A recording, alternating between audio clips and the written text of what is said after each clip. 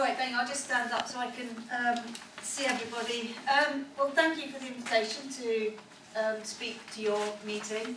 As PCS as a trade union, we work very closely with UCU, so we've always had a bit of comradely competition around the climate change and environment front over the years, but that is a good thing because there's obviously been very few unions actually doing very proactive work around this issue. It was really interesting to hear the discussion just now around some of these environmental issues, because although I will just refer to climate change, of course it's not just about climate change, it is about environmental degradation as well, and I think it's always to bear that in mind because of the things we do all contribute towards climate change, but these are also destroying our environment in other ways. And of course the UK Parliament on the 1st of May declared a climate emergency, an environment and climate emergency, so we have to bear that in mind as well.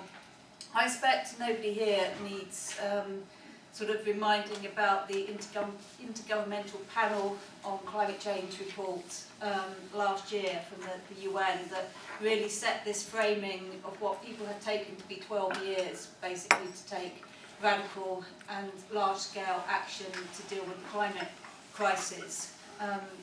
That is very real. I think what most of us feel that is actually a shorter time frame than what we've got in reality, partly because these reports are all heavily politically mediated before they get out, and also because the other wider tipping points that happen, people looking at more like 5 years to actually take some serious action. And we've all seen the most horrendous examples of what's now becoming regular news on climate change impacts. So we call them extreme weather events, but they're really becoming quite normal weather events, unfortunately. And obviously things like Hurricane Dorian were a very devastating look at that on our TV screens of what that looks like in terms of people's lives. And we'll go on for many, many months and years to clean that up. But there's also other climate change happening which we don't see so much, and the example I've got, for example, we've got our members at BEIS, so the Business Energy Industrial Strategy Department,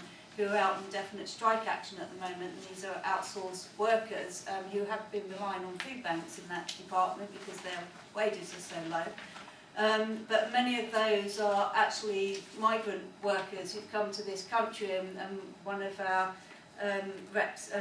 members down there, Lewis from Ecuador, has just written this little piece for us for the 20th of September climate strikes, what's actually happening in Ecuador, and talking about the changes they're seeing there in agriculture and the changes to the season. It's this kind of creeping changes which we often don't hear so much about, and what we don't see on the TV screens. And of course a lot of that march up to Trump's border walls was people coming from the south of the continent, because this is exactly what they're facing, and which we are going to see more and more of in the future, very sadly.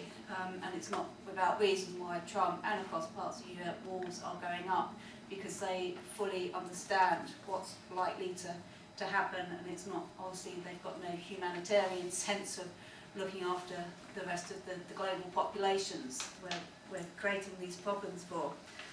But to get back to the UK and the trade union movement and this term just transition, and which we talk about, really good to see at TUC Congress last week. I think it's about 5 motions on climate change, which is, I think, possibly unheard of, although there was a lot of activity sort of 10 or so years ago around the Climate Change Act when that's being talked about. Sorry, the sister there who spoke earlier was talking about conference. I almost thought you were talking about TUC Congress, and when you said it was quite upbeat, I thought you must have been at a different place. But clearly, I've never known a Congress to be upbeat. But because one of the things they do at Congress, unfortunately, and which obviously happened with the UCU motion on the 30-minute work stoppage, is that they tend to get this consensus before anything gets to the floor. So everything's done this nice agreement, we don't have any arguments, although of course we've certainly had our arguments on the floor of Congress over the past few years, sadly, around climate change and what we do about it. And I mention that because it is good that the motions that have gone through, I would say there were 2 different motions though. The one that the UCU motion got compensated into, which was the Unite one on climate change and just transition, is obviously recognising the work that 4 unions and 4 basically industrial and energy-based unions, Unite, Prospect, GMB and Unison, have done around just transition, and made reference to the TUC document, Just Transition Green Fair Economy document, which did come out of a consultation across affiliates of the TUC, but we have some issues with this document in PCS, and some which I'm sure we would be sharing with UCU as well, and I'll go on to that in a minute, because the other motion, which actually was very good, was the Baker's motion on public ownership, because one of the things which we campaign for, not just in the UK, but globally as part of the Trade Unions for Energy Democracy initiative, is that we will not make the rapid and deep transition that we need to make in energy unless energy comes back under public ownership, but full public ownership, from generation, transmission, distribution to supply. What the Labour Party at the moment is just talking about is the transmission, some of the distribution side. So the Baker's motion was really saying we've got to have a full reclaiming of the energy sector, and that's something which we're fully behind. That was supported by the General Council, but with a bit of a mealy-mouthed, well, we sort of support it, but anyway, we'll remind the TEC of the Congress decision as and when we need to. But I highlight those because these go to the root of some debates that we're having in the trade union movement around these issues. Now, of course, what we need to do means massive changes across the whole of the economy. Will mean big changes to workers' lives and our communities, not just workers themselves. It will mean changing jobs. It will mean having to stop doing some of the things we're doing very quickly. So we have this just transition framing, which is about social protections, retraining, reskilling, dialogue, consultation, all the things that none of which we disagree with as trade unionists. Absolutely, we need those things. But the limitations around this at the moment, and the limitations in what the TEC have produced, is that one, it just talks about energy workers. It's mainly about energy transition. Now, it's not about everybody else. So in PCS, what we talk about is a whole economy approach to transition, but also looking at the climate crisis as one of climate justice. And this is the frame in which we now use, because it has to be about economic, social, environmental, and we will say political justice as well. This isn't just about the science and the technical solutions to things. For us, if we're going to have a just transition, it has to be a transformative transition. It has to address the issues of gross inequality, which we've seen widening in this country and across the globe.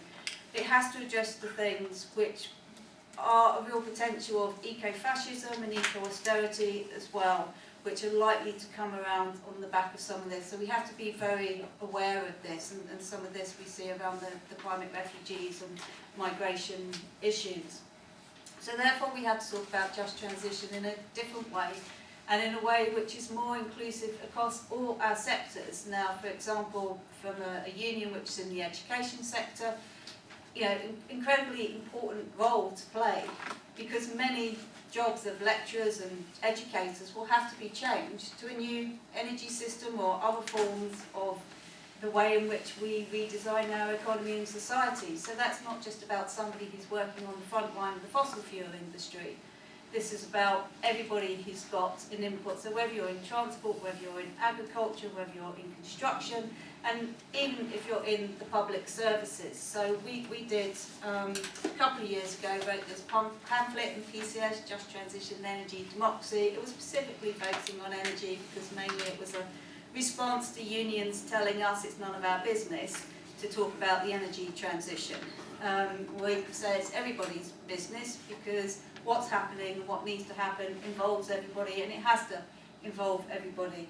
And it also has to ensure, really importantly in the just transition discussion, that we're not just talking about small selected groups of workers, important as they are, and absolutely, you know, all workers need to be protected and respect every union's position. As trade unionists, that's what we're here to do, protect jobs, etc. But we have, our argument is we protect jobs by actually dealing with the issues that are coming at us in the future and dealing with that now.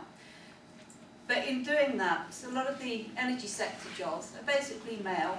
They're an ageing demographic. A lot of it's called high skilled. So it ignores huge swathes of workers in our just transition narrative, if you like. So women, race issues, gender issues, even age issues as well, because yes, we want to make sure that nobody falls off the cliff edge and gets left out of a job without their livelihoods and benefits that they've accrued protected, but we also need to leave things behind for future generations as well. So what's happening a lot within the coal phase out, less of an issue in this country now, because obviously we did that in the 80s and 90s, which doesn't need to be dwelled upon. But that actually was an energy transition, because that was a dash for gas in those days, as well as obviously smashing the unions and the whole political basis of what was going on with the Thatcher government at the time.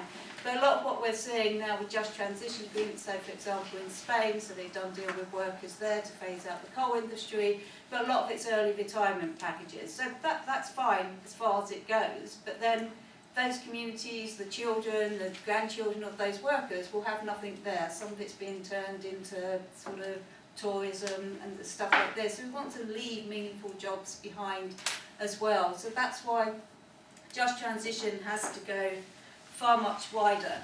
But also, we clearly understand that the current welfare system that we have is,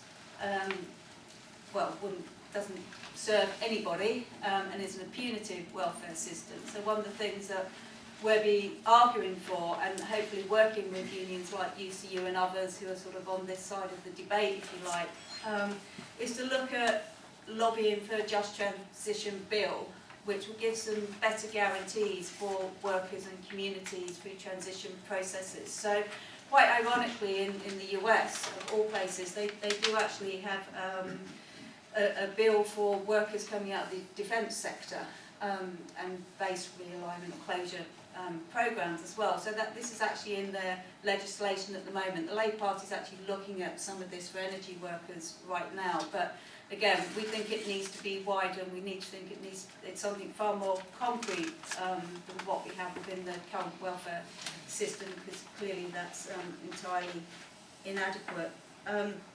So I think I've probably done my time on this, but I'll just say that the last thing, I think what is really exciting is this Friday and the 20th for the climate strikes, and as I say, it's a shame the UCU motion got turned into a campaign action, but still it put it on the agenda, and it's now got the TUC behind that, and hopefully all unions will be stepping up to push their members out to do something. I mean, certainly in PCS we've been organising since early August for all our members to try and do something on the day, but there is a palpable feel that this will be the biggest mobilisation from trade union terms ever on a climate mobilisation.